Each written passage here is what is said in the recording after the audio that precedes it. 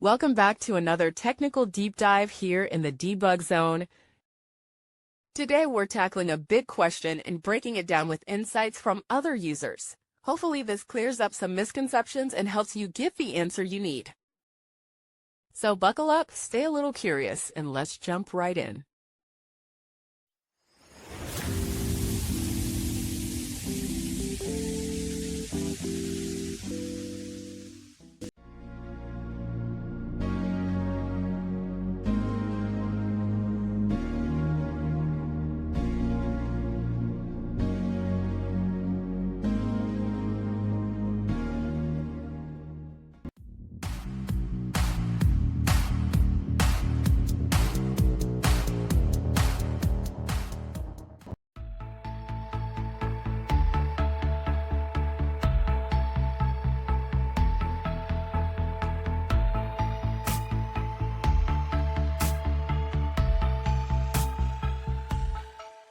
And that's a wrap.